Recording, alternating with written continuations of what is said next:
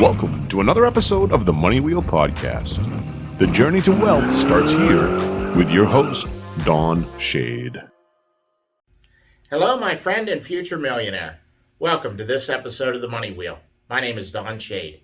Now, in the last couple episodes, what we covered was setting up your domain name and setting up your email address. And those two kind of go hand in hand for the business you're running. Now, what we need to look at is taking your business offline for just a minute.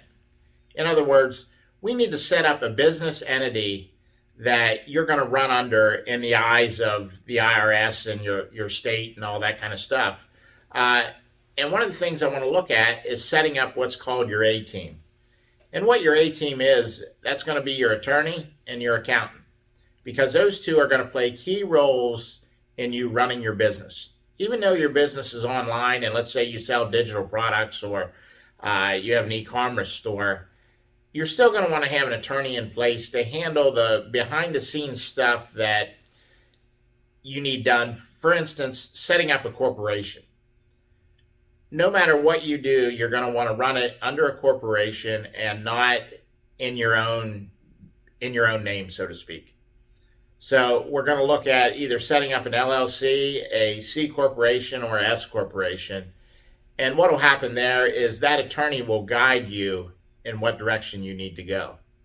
And the reason we want to have an accountant is obviously they're going to handle the paperwork and all that kind of stuff for taxes and the way you're going to look in the eyes of the IRS.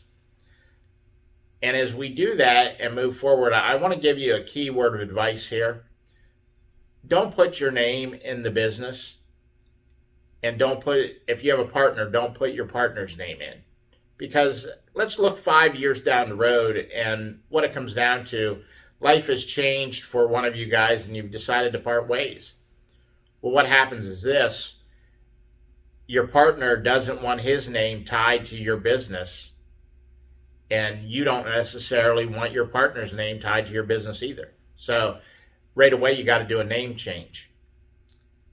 So what I want you to look at is this.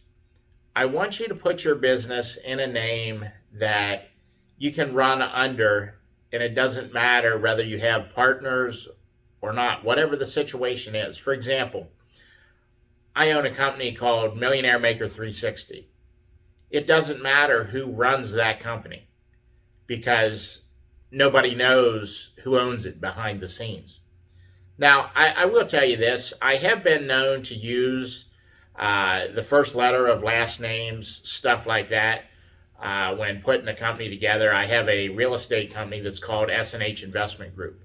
You can get away with using the first letter of names, and that's no big deal. One of the things I want you to look at also is what happens when it comes time to sell that company. If, let's say, your company takes off and it's a multi-million-dollar online organization. Well, now you have a sellable company. So what you want to do is make sure you have a name on that company that will be fine for the next guy to be able to sell the brand that you've built. So that's just something to think about moving forward. That's everything I have for this episode of The Money Wheel. We'll see you next time. Thank you for listening to the Money Wheel Podcast. If you enjoyed this episode, please subscribe and like the podcast. For everything that was talked about in today's amazing show, go to moneywheelpodcast.com and get today's show notes, past episodes, and most importantly, you can connect with Don Shade on all his social media platforms. Again, at moneywheelpodcast.com. If you are just looking to email Don, you can email him at don@moneywheelpodcast.com. For a list of all our tools we use in our business, you can go to moneywheelpodcast.com/resources. Again, thank you for listening to today's podcast, and see you in our next episode of the Money Wheel Podcast.